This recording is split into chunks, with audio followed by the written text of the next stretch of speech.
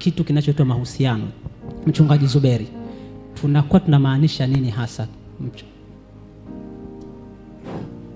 Ninashukuru kwa ajili ya swali zuri. Tunapozungumzia mahusiano, nieleze kwa urefu kidogo. Kwanza tutambue kuna aina za mahusiano. Ukisema kwa jumla juu ya mahusiano, wakati fulani mtu hawezi kukuelewa. Nizungumzie kuna aina kama 7 za mahusiano nitakazozitaja kwa haraka haraka. Tunapozungumza mahusiano, kuna mahusiano ya kifamilia, kuna mahusiano ya urafiki, yani mtu na mtu wakawa ni rafiki wakawa na mahusiano, lakini kuna mahusiano ya kimapenzi. Namba 4, kuna mahusiano ya kibiashara, mtu na mtu mnashiriki biashara mkawa na mahusiano, lakini kuna mahusiano ya ujirani.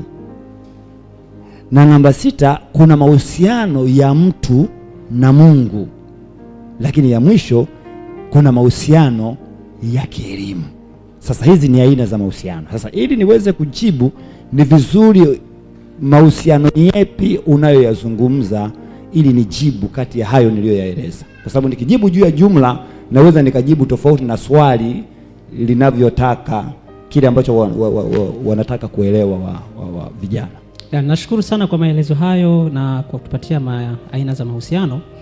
Katika muktadha huu tunajaribu kuzungumzia hayo mahusiano ambayo ni kati ya mtu wa mwanaume na mtu mwanamke, ambayo nadhani ndiyo yanaweza kapelekea kuzaliwa vitu vingine viwili, uchumba pamoja na ndoa. Kwa tunatamani kufahamu haya mahusiano ya hawa watu wawili ambayo yanaweza kupelekea kwenye hiyo ni yamekaa kwa namna ipi? Okay. Ukizungumza mahusiano yanayopelekea kwenye ndoa, kwa ufafanuzi ni mwanzo wa safari ya maisha ya ndoa, kwamba kabla ya ndoa kuna kitu kinaanza mahusiano, inafuata uchumba, alafu hapo baadaye itafuata ndoa. Kuna ni aina fulani ya kufahamiana na mtu fulani ambayo unatarajia kwamba yamkini baadaye kunaweza kukawa na mkataba fulani kati ya wewe na yeye. Hayo tunaita ni mahusiano. Hayo ya kwanza. Ndio. Okay. Kwa kama nimekuelewa vizuri, ni mahusiano hayo ndiyo yanaweza kuzaa hivyo vingine viwili. Sasa najaribu kujiuliza, na pengine vijana wengine najiuliza, kuna utofauti gani au mstari upi unaotenganisha kwamba tuseme haya ni mahusiano ya kawaida lakini huu ni uchumba? Utofauti umekaa vipi hapo? Kuna namna jinsi ambavyo watu huwa wanayachukulia tofauti. Kwa mfano, kuna mtu anasema mimi nina mahusiano na kijana fulani, ni binti wa kike, anasema nina mahusiano na kijana fulani au na mahusiano na binti fulani, alafu baadaye tutaoana. Wanashiriki tendo la ndoa. Yale sio mahusiano. Mahusiano nayoyazungumza mimi hapa ni ile ya kutaka kumfahamu huyu kijana ni wa nani, huyu binti ni nani. Mwalimu aliyekuwa anafundisha hapa kuna kitu alikizungumza, akasema unaweza ukakaa mahali ukamwona kijana fulani, ukamwona binti fulani, alafu hatimaye ukasema binti huyu anafaa kuwa mke. Sasa kabla ya kuingia kwenye hatua hiyo, ndo kuna zile taratibu za kumjua ni nani. Aidha unaweza ukamuuliza, aidha unaweza ukatuma mtu. Hapa tayari umekwisha kuanzisha nini? Mahusiano. Ndio nayo yazungumza mimi hapa. Sawa. Kwa hiyo hapo ni kwamba mahusiano hayo yenyewe ni lengo lake zaidi ni kujuana. Yes. Okay. Sasa uchumba sasa ni kitu gani? Uchumba, tunapozungumza juu ya uchumba, kuna kitu ambacho naweza nikaeleza kidogo hapa.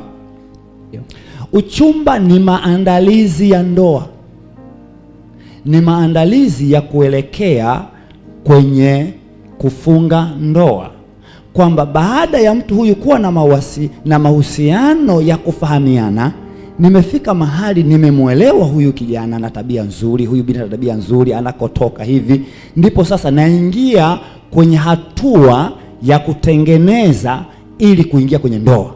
Ndio ile tunaingia sasa makubaliano. haya makubaliano, kumbuka sio ndoa, haya ni makubaliano. Tunakubaliana maana ikimpendeza Mungu tunaweza tukaoana. Na huyu anaponikubalia sasa, ndipo tunatengeneza mazingira ya kuweka sasa mipaka kwamba mtu mwingine asimtafute huyu na mimi nisitafute, kwa sababu tayari nimeingia kwenye makubaliano na mtu.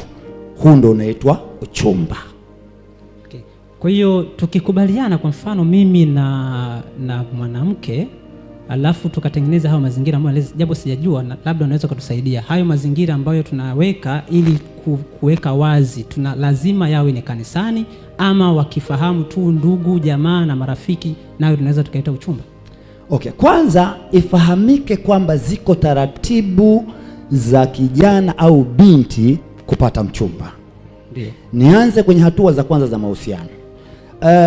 Vijana wa sasa hivi kuna mahali ambapo wanakosea, na hata ndoa nyingi mahali zilipofikia, wapo wengi wanapitia kwenye majuto, ni kwa sababu ya msingi walioweka kwenye mwanzo wa mahusiano. Kwa mfano, nichukulie mfano wa kwetu sisi. Umri wangu sasa, mimi ni mtu mzima, nishavuka nusu karne. Sawa? Wakati wetu sisi ninapotaka kufanya mahusiano, ilikuwa mimi ni marufuku kwenda kumtafuta binti mimi kama mimi ambaye namtaka. Ilikuwa taratibu, nimemwona binti, nimempenda, aidha yuko majumba 6, mimi naishi hapa, ninatoa taarifa kwa mchungaji wangu. Mchungaji wangu, nimemwona binti sehemu fulani. Mchungaji wangu ananiandikia barua kwenda kwa mchungaji wa majumba 6. Alafu mimi nitaondoka hapa, huenda pale nitaenda kusali siku moja siku mbili, ile barua inaenda kwa mchungaji. Mchungaji akisha kuisoma ile barua, ndipo sasa atamuita yule binti kwa wakati na kumweleza kuna taarifa hizi, kwa maana ya kumwandaa. Na ikiwezekana anampa tu taarifa, kuna 1, 2, 3. Nitumie mfano ulio hai kwamba mara nyingi sana sisi kama wachungaji kanisani nakuwa namfahamu kijana aliyesimama, binti aliyesimama, kijana maluweluwe, binti maluweluwe, wote nawafahamu. Kilicho kibaya, vijana wa sasa hivi hawaambiliki, mabinti hawaambiliki. Akishapenda hata ungemfundisha, mwisho anasema naona mchungaji ananionea wivu. Mimi sina mpango wa kuoa wala kuchulia. Poleni sana. Sasa nakuja kwenye jibu lako. Sasa baada ya kuwa huenda barua imekuja, ila mimi namfahamu huyu binti, na kwa sababu mchungaji ameniandikia barua, moja, anamheshimu yule kijana, na kwa vyovyote vile sifa za kijana zitaandikwa mule kwenye barua, na mimi naona binti ambaye kijana yule anamtaka, huyu ni waluwalu. Maswali ya kwanza nitakayomuuliza yule kijana, je, wewe kijana umeomba? Walio wengi anasema ndiyo baba, nimeomba sana, nimefunga na kuomba. Sasa kama ninakupenda zaidi, nakwambia mwanangu, hebu nakusii, ni kweli binti yupo, lakini nenda kaombe tena. Ila siwezi kukuambia hakufai, sitakwambia. Sasa walio wengi hapa, anapokuja kwako walishakutana, walishazungumza, kwa anapokuja kwako ni kama geresha tu, ila walishazungumza. Na sisi wachungaji hayo tunayajua, ila tunaamua tu kwenda kama jinsi ilivyo. Lakini kiutaratibu haitakiwi kwamba wazungumze wao. Kuna taratibu hizi zinatakiwa zipite. Huyu asiende mwenyewe, aende kwa mchungaji wake amtume. Umenipata vizuri? Nakupata. Nikupe mfano ulio hai. Na kwa sababu ya yuko kijana wangu sio mbaya. Mimi ni baba na ni mchungaji, kwa hiyo nafundisha. Kwa mfano mimi nina binti nyumbani kwangu. Amekuwa yuko mwaka wa ngapi sasa hivi, na miaka nafikiri kwenye 20. Kwa hiyo ni mtu mzima. Kuna siku nimekaa nyumbani, na wapa mfano na nyinyi vijana mliopo hapa msikilize vizuri kwa makini. Nimekaa nyumbani, nikakuta niko ndani. Mama ananiambia kuna watu wako nje. Basi mimi nikatoka. Nakuta kuna vijana 3. Huyu mmoja namfahamu, hawa wawili siwafahamu.